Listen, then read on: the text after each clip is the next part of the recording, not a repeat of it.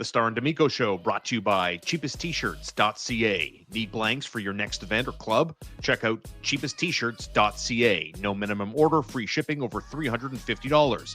Same-day shipping on lots of items. Affordable, Canadian, ready to print your design. Brought to you by Catherine Prince at Remax Platine, your Montreal real estate connection. Call her at 514-702-2474 or email Catherine with a K, Catherine at catherineprince.com.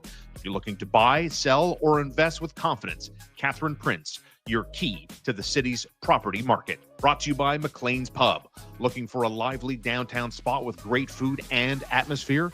Come to McLean's Pub on Peel Street. Classic pub eats, plenty of beer, and all the sports on all the screens. Grab your friends and make McLean's your go-to place tonight. Brought to you by Cabletel, your full-service telecom partner for business and home. From structured cabling and phone systems to Wi-Fi, cameras, and alarms, Cabletel keeps you connected, secure, and performing at your best. Your partner for the future. It's Cabletel. Marco, let's take a dive into the Laval Rocket and swim around those waters for a minute, if you'll indulge. Let's start with, how deep is the talent pool, in your estimation, for Pascal Vincent's Laval Rocket today? Um, it's hard to say because I think that they do have some good options, but I don't think it's as deep. Like we talk about the Canadians' depth in their prospect pool, especially under 23. But the reality is that in Laval, it is basically like guys that are trending to be bottom six players. I think their strength in Laval is in their defense with Adam Engstrom, David Reinbacher. But I would definitely, at forward, there's no savior coming from the Laval Rocket. There's some good players that are developing that could eventually be on the Canadians, bottom two lines. But Right. again, the top end talent in the prospect pool is not playing in the American Hockey League right now. It's in the NCAA and it's playing in Europe. A lot of people in the comments, whether it's a live show or in some of our, daily posts on the YouTube channel, yeah, clarify the situation around top scorer Laurent Dauphin. I see it regularly. Hey guys, how come Dauphin's not called up? He's got 15 points here, leading scorer, and has been continually. Marco, let's clear the air on the Laurent Dauphin contract and the reality around this young man with the Rocket. Yeah, I mean, Dauphin has an AHL contract only, so the Canadians would need to sign him to an NHL deal, which I don't know if you remember, but they did with Brandon Gignac a couple of years ago, Okay, where I he was forgot. Yeah. doing so well for Laval, and they needed a center, so they basically just signed him to a 2-year contract and called him up. Well, that would be without 1 year, 2 year, doesn't really matter, but that would be what the Canadians would have to do in this situation to call up uh, the one they know and love as Flipper in Laval. Makes sense. Yeah, That's a great yeah. name. Well, I mean, so it's would he help? I mean, yes. Would it necessarily help the team long term to call him up instead of say an Owen Beck or a Florian Jacki? Remains to be seen. Like there are options to call up some guys. What I would say though is I don't if they were to call somebody up, my estimation would probably be an Owen Beck or a Florian Jacki. I think it would be, you'd want to cover your bases, especially with the fact that they don't have any left shot centers right Mm. now outside of Veleno. And with the loss of Newhook, I mean, that kind of exposes the team. So I think maybe Florian Jacki could definitely, be in that fourth line role, and he would bring that physicality, that energy. Could play him in all situations. Defensively wouldn't hurt the team at all. So I think there's an option there. The only problem is outside of this past weekend I think a fire lit under them watching Jared Davidson leapfrog them and get called up by the Canadians. They had a much better showing this weekend, especially against the Hartford Wolfpack, where the two combined for the first 2 goals of the game for the Laval Rocket. I think they were much more noticeable. I think Florian Jacki is also starting to find his groove. Yeah. There's an interview between him and I a coming out for BPM Sport, probably I'd say in a week from now, where we kind of get into the nitty gritty of how he's had a slower start to this season than he did last year. Famous sophomore slump, as we say, and Sure. just him worrying about the details, getting back to basics, being physical, being strong on the draw, trusting his teammates. Yeah, he was a fourth line center for Laval for I'd say the last 4 weeks. He got bumped up to third line C over the weekend, getting power play time where he scored. Uh, and I think that's that's where his mojo is going. So if the Canadians do need some help, like they can definitely get some bottom six help for sure. But anybody who's expecting someone from Laval to come in a top Mhm. six role or a scoring role, it's not happening. The closest they have to someone that could be able to do that is a Michael Hage or Alexander Zharovsky. And of the two, the one that would be the closest to being available would be Hage sometime in late March, early April Right. at the soonest. So I don't think that's going to happen. And again, I mean, we're talking about, I mean, you don't want to put any more pressure on anybody in terms of expectations and, Hmm. oh, if Age pulls a Hudson and comes here and plays, a handful of games to wrap up the regular season. I mean, Well, keep the expectations in check, right? In terms of like even what he potentially could do here. He's not the savior to the Canadians. Well, I mean, geez, Ryan Leonard was ripping up the NCAA last year, and he was, he scratched to start in the playoffs Yeah. in the second Yeah, round exactly. for the Yeah. Washington Capitals, and we're talking about a top 10 pick in 2023. Like, Yeah. it's totally normal. It's totally normal that guys don't jump in from the NCAA and dominate immediately. I think Caulfield was an outlier in his year with the bubble and the way that he was utilized and stuff like that. I think that the Canadians' offense at that point was pretty anemic, and Hmm. they needed a jolt. And so, again, a guy that didn't even start in the playoffs, right? He was started. He came off the bench in game, I believe, 4 or 5, and I think 5, and was dynamite with Nick Suzuki and kind of went from there. But I don't, like I wouldn't expect the same thing from Michael Hage right off the bat. I mean, I think that he would definitely and most certainly add an element of speed and skill that the Canadians are missing on the wing. If they want to try him at center, they could try him at center, but I think that would be, especially if they're still in the playoff hunt, that would be a little mean to just throw him to the wolves like that unless he were properly surrounded. Um, by that point, Alex Newhook would be back from injury. So Right. there is an opportunity. There would be an opportunity, but again, that's in March, April. So far away. Who can help the Canadians today? And I think at forward, we addressed this. Owen Beck, you know, Florian Jackeye, those would be the guys I would look for. But if it's a guy to ride Pine, be an extra forward if there's an extra injury, I wouldn't discount Alex Belzil. He's always been a Yeah. good veteran player, physical guy, can play center, can play wing. So at forward, those would be the guys you'd be looking for. I think the more interesting call ups would be on defense. Yeah, I mean, and the first name that comes to mind obviously is someone like Adam Engstrom. But Hmm. I'm curious, talking about the Laval Rocket, having a good weekend against Hartford. Hmm. Philippe Mesar, the 26th overall selection from 2022 here. 18 points a year ago in 42 games, off to a better, more productive start. What's the Mm. projection moving forward? I mean, because the one thing, we could talk about the Owen Becks, the Alex Belzils, the Sean Farrells here. In my mind, I don't have savior. I don't have someone that's going to come in and is going to, fight for a top six spot and is not going to let go once they seize it, right?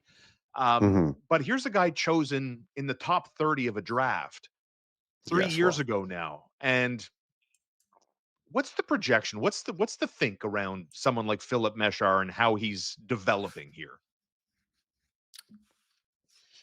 I got to be careful how I word this. Dun, dun, dun. Philip Meshar is not showing what the Canadians thought he could be when they drafted him. And so let me And stop you there. What is that? What does that? So just before you go on, what's that? What does that mean? You know, what did they think? Phil, I mean, they thought that Philip Meshar was just going to be this water bug, super quick offensive player that was going to be able to control pace with his speed, dart up the ice, create offense, be dynamic. And I Hmm. just don't think that style ever translated. I mean, from the moment he stepped foot in Kitchener, he had some dominant games, and then the moment the game started getting tighter, they started shifting him to the wing, and then you started noticing him less. And Mm. I just never felt like he got his mojo going. Like his last year in junior, he was the leading scorer in the OHL playoffs until Kitchener got eliminated. Um, and then last year, just injuries after injuries after injuries. Like this year, touch wood, he's been healthy and he's looked a lot better. He had a breakout game against Hartford on Saturday night where he had 3 assists.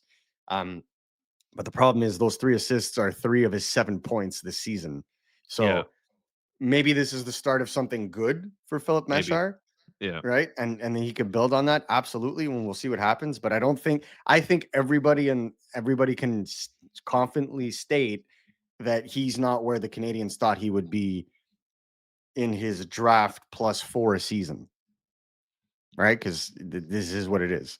And Hmm. so to me, when you look at the evaluation, you want to leave him alone. Let's see if he can get another gear in Laval. Let's see if he can go up the echelon. The way that Shaun Farrell, for example, last year looked like, it wasn't happening. And then he came back to like a point per game pace, Hmm. roared back last season. Well, let's see if Philippe Mesar can reach that other gear. He's looked better. He has looked better.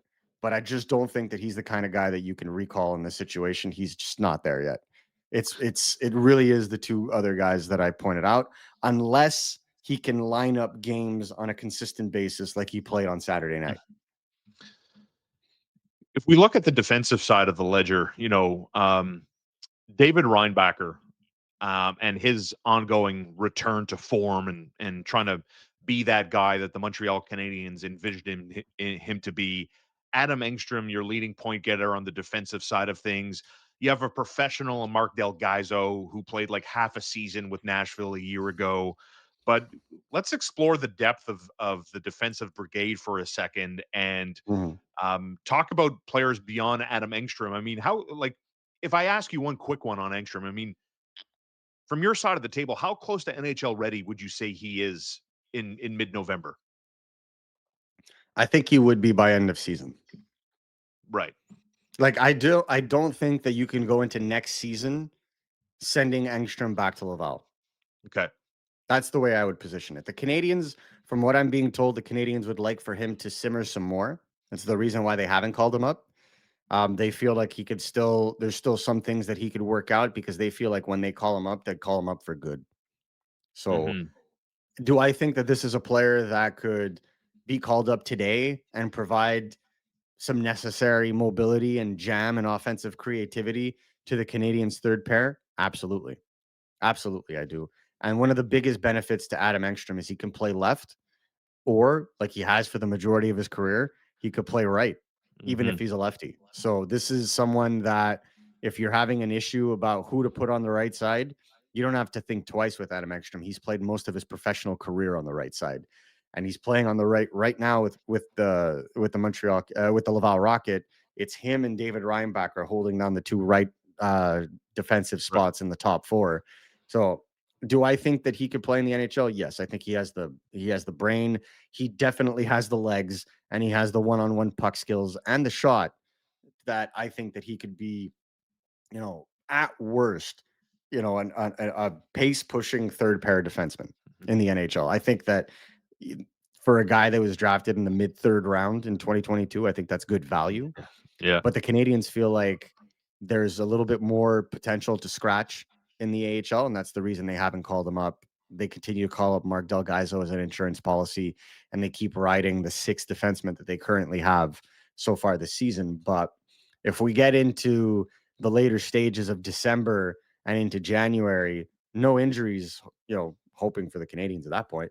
But if the defensive play does not improve, I could see the Montreal Canadiens giving him a cup of coffee because this is a guy to me that has been getting better and better by the day, and you definitely see that he is the unquestioned number 1 defenseman in Laval. So if you're the Canadians, you want to give him the most amount of exposure, but eventually push is going to come to shove, especially if they run into more injury trouble.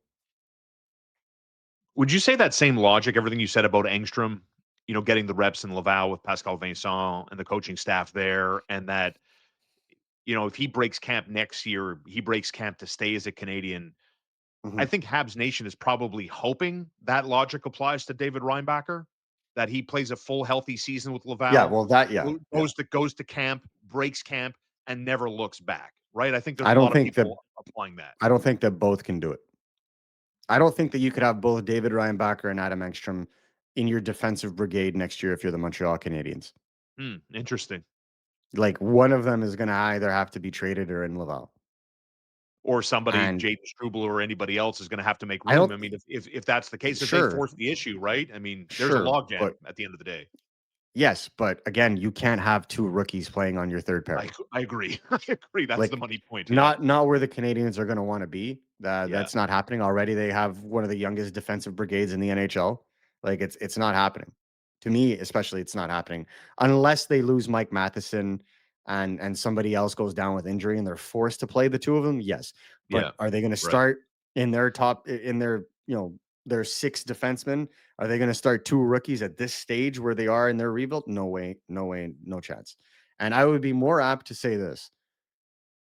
I think after a full season of AHL development, I would wager that David Reinbacher would be NHL ready, Hmm. but I would also wager that the Canadians would err on the side of caution and send him back to Laval if Wild. they feel that they wouldn't get him the amount of minutes that he would need.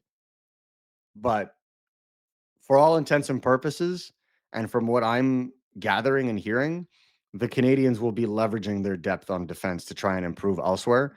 So to talk about this today would be moot in advance to September of Hmm. 2026. Hmm. But I would say that the vision with David Reinbacher is they want to leave him alone and reevaluate where he's going to be next season. Because again, you haven't heard anything about David Reinbacher and Laval. Most people haven't heard a thing. And that is a good thing because Yeah. that means that there's That's fair. unspectacular play. He's not being caught in gross defensive situations. And that's exactly what the Laval Rocket wanted to work with him about, was just being more positionally sound, better at playing one-on-one, better at controlling the gap, especially playing on smaller ice. So just let him work that. Let the Canadians want this season where David Reinbacher plays in the American Hockey League. They want him to have more games this season than he's had cumulatively in the AHL over the last 2 years. So just Hmm. leave him alone. Adam Engstrom is the more polished player. If there's a call up to be made and they feel he's ready, it'll be him. If not, it'll be Del Gaizo. And I don't think they're worried about that. And the same applies in net, I would add. Don't expect to see Jacob Fowler for long stretches unless there's an injury. Capo Kakinen would probably be the one that they would call up first. Jacob Fowler may get like a candy towards the end of the game, like here's a game to Yeah. finish the year Yeah. type thing. Yeah. But I wouldn't like I saw some guys making calls that the Canadians Of should call course. up Fowler. No. That's not happening. As No. good as It's he's been, agreed. Well, it's not I mean, happening. it was deliberate. I purposely didn't have him down as as a talking point on today's episode Hmm. for the reasons you just outlined. And I think the same thing about David Reinbacher. It's like stew, go marinate, get that seasoning, get those reps in, stay Hmm. healthy, do your job, and when the winter thaw happens, let's lift your head up and let's kind of reanalyze and reassess kind of how these two young men have performed for the Pascal Vincent led Laval Rocket. And I guess I don't want to be a Debbie Downer, but I think in the aftermath of us going over, the Laval Rocket talent pool and everything else, like, okay, okay, Well, look, I'm I just mean, not. what the Canadians need It's okay. is not Yeah. what the Canadians need is not in Laval. Simple as that. If you're Okay. looking for the fix to their main roster problems, It's not in it's not in Laval. Laval. It's not in Laval. And Yeah. that's totally fair. More often than not, it's not in Laval. It's Yeah. very rare that you're going to have a top six option that could just slot into your top nine in the NHL Yeah. simmering in Laval. Only the deepest of deep teams that can't make guys fit into their lineup and are forced to play them in their American Hockey League team are the ones that have the issue, not the ones that lack the talent depth. It's the ones that have too much of it. So there's no savior in this case. The Canadians are going to have to do this internally, and this has been something I've been saying for a while. Will it maybe prompt the Canadians to seek a trade for a player that could be of longer term status within the organization, potentially. The Canadiens have all said this; they'd be looking to add to their core. So that is on the table. I don't know that their recent line of insuccess will make that timetable move up a little bit. I Yeah. think that they'd be doing so from a position of weakness, which is not something Kent Hughes likes to do. So I think they're going to have to figure this out organizationally, internally, and we'll see how that works out. Looking forward to another busy week on the channel, obviously, as we get set for the Thursday game where the Canadiens will wrap up their week playing at home. They'll host Ovechkin and the Capitals on Thursday night. And then it's a visit from the Toronto Maple Leafs. They themselves a little bit had a tough past week. So we'll see, Yep. kind of what develops for them moving forward. And we'll be here to cover it all blanket style. Marco D'Amico with RG Media, and of course, part of Habs Breakfast on TSN 690 at 8 o'clock every single Wednesday. Marco, thanks as always. Looking forward to our next live presentation. And that will be Friday at noontime to recap and dissect and take all of your questions and comments and reactions to the Montreal Canadiens and Washington Capitals game right here on youtube.com. A big shout out to Little Bear, littlebearonline.com, Chuck and Evie, and their all-star staff. Take care of your pet as much as you do, because they genuinely care about your pet's needs, whether it's clothing, bedding, food, nutrition questions, the best toys from the best brands at great prices. You can shop online. You can shop in person at their location on St. Catherine across from Westmount Square. Find them online when you need them at littlebearonline.com. Curbside pickup and delivery. Just check out the locations for those options. All right, Marco, we'll see you Friday at noon as we look forward to seeing the Canadiens get back on track here. Thanks, brother. No problem, guys. See you soon.